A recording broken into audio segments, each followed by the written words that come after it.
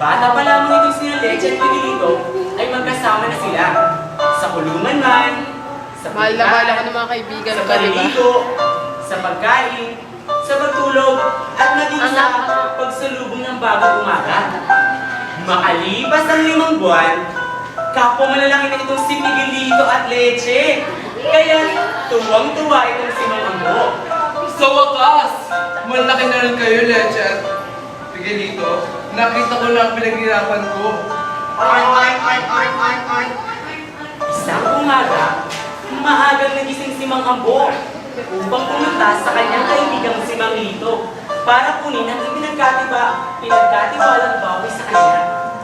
Di ito lingid sa kaalaman ng dalawa kaya ni Miguelito, ang hilay ng napakagandang baboy ni Mang Ambo Taas, ay agad taas. siyang nagulat. At di alam ng dalawa, ito na pala ang magiging dahilan ng kanilang pag-iiwalay ng tulungan.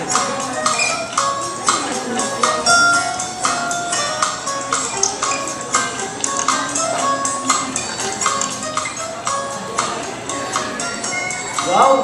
Ang ganda naman yan! Oh, Miguelito, ilipat na kita ng kulungan.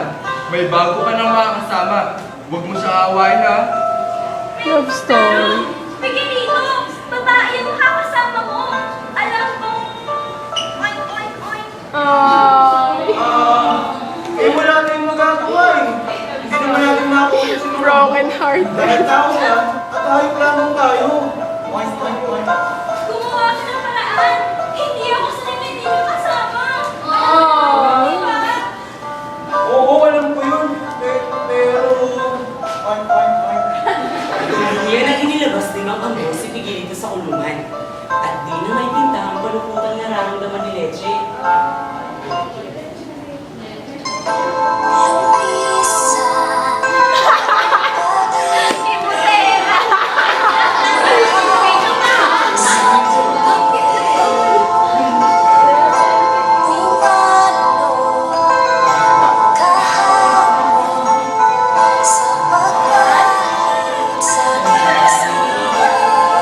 Miguelito, wag mo akong iiwan.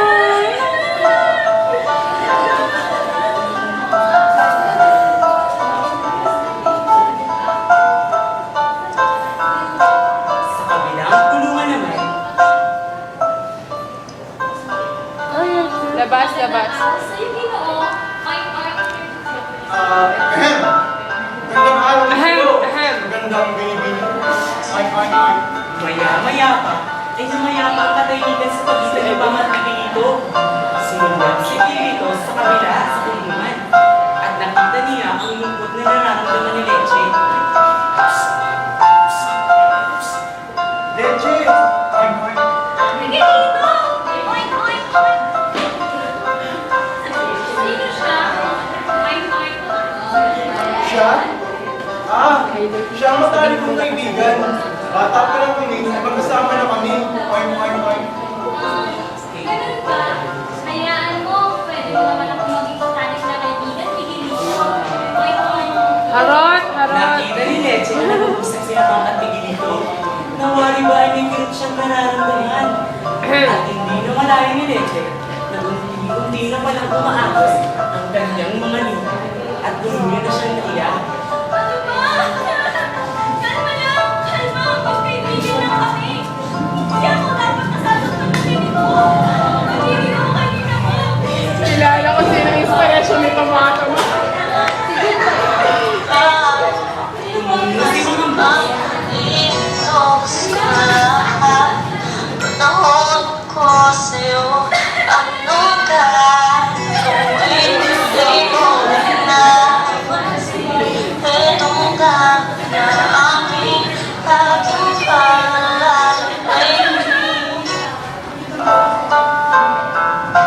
Nakita ni Leche na tumungo si Mang Ambo sa kulungan at kinausap si Miguelito na parang tao lamang habang kumakain. Siguro naman, Miguelito, sa 2 buwan yung pagkasama ni Pam, ay buntis na siya. Nang sa ganon, ay matuwa naman sa akin ng mga kaibigan ko. At higit sa lahat, ay makita natin ang mga labi mo. Oink, oink, oink, oink, oink. Narinig ni Leche ang pangungusap ni Mang Ambo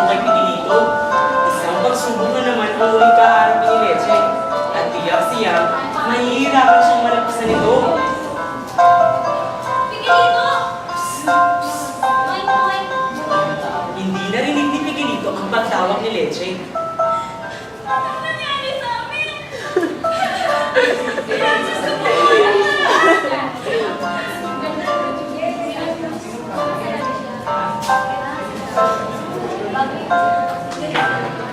Kinagabihan, tulog na ang lahat. Habang si Leche ay hindi mapakali, Ano pa rin yung araw? lakad-lakad sa kulungan. Mula sa pagayga, naisip niyang sirain ang pintuan ng kanyang kulungan. Ang tanging nasa isip na lamang ni Leche noon ay makausap si Pigilito at pigilin nito ayon sa gustong mangyari ni Mang Ambo. Nagising si Pigilito sa ingay na gawa ni Leche. Leche, ano ba yung ginagawa mo?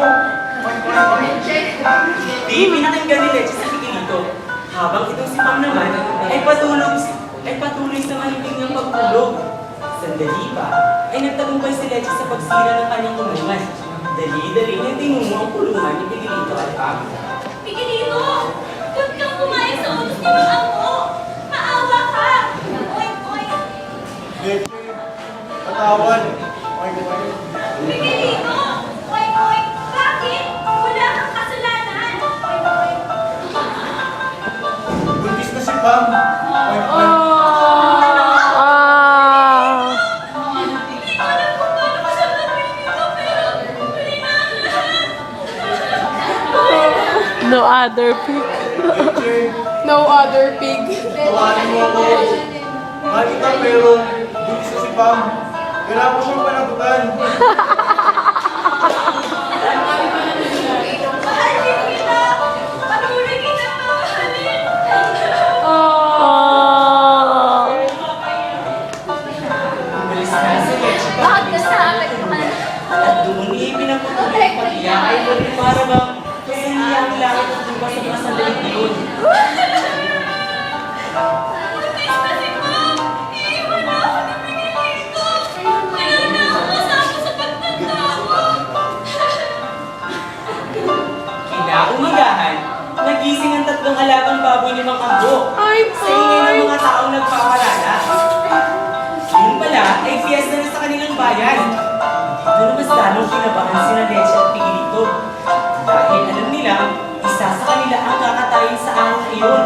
Habang si Mang Ambo naman ay nagulat sa nangyari. Pinalabas ni Mang Ambo si Leche mula sa kulungan. At pinali ito malapit sa kulungan ni Pigilito at Pam.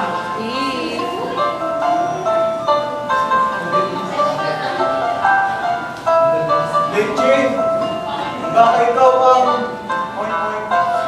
Carla, wala akong magagawa, Pigilito. Kung ako ang kakatayin mo ng Ambo, oink, oink. Papayag na lang ako. Isang hawak na baboy lang ako at nagmahal. Pero ang lahat ng mga sa kanya ko matatagal ko pinangarap ay Bad nawala na. Nagpink pa ako. Lumapit si Mang Ambo sa kinurogong ng baboy. Kasama ang kanyang kaibigan si Mang Lito.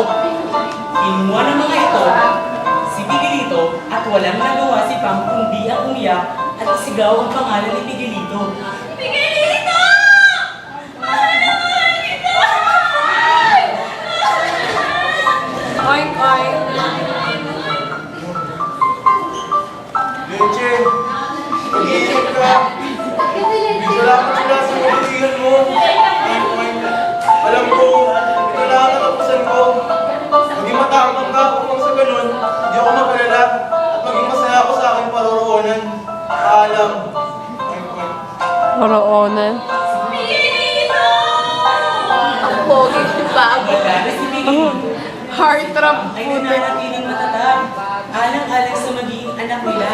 At si Leche naman ay patuloy sa paghahanap ng paraan. Lilipsyon, ma'am. Ang lugar na kung saan si Pigilito naroon. Maya-maya pa, ay naisip ni Leche na ngatgatin ang lubid na nakatali sa kanya. Di naman siya nabigo. Dali-dali niyang pinuntahan ang lugar.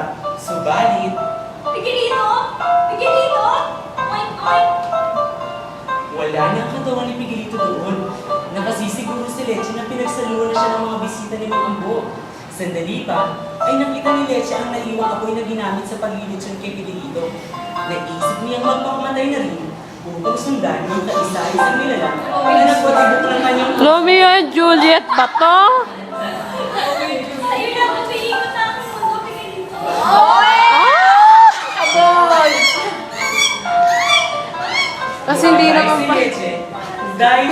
pala kinatay si Pigilin. Laki mo lang limang ambo sa ginawa naman ng alagang si Leche. Kasi hindi naman pala eh. Sa kabilang banda, Romeo and Juliet. matapos ang Paano? siyam na buwan, isinilang ni Pam ang dalawang malusog na biig. Ipinangalan ni Mang Ambo sa dalawa ng magigiting na alaga, si Leche at Miguelito. Nawala man sila, ay naging sila naman si Pam at naging ang tagapag-alaga nitong si Mang Ambo. Mapahayag ba ng mga tao, lahat tayo pinagkalooban ng puso upang mahal at lumigaya. Ito ang isang Wari-wari may mga taong TV. pilit na tinatago ang nararamdaman. Pero hanggang saan kaya kaya mong gawin para lang sa nilalang na pinapangarap mo? Sa kwentong ito, naway masabi mong handa ang gawin ng lahat, masundan ka lamang. Okay. Maraming salamat po. Alam ko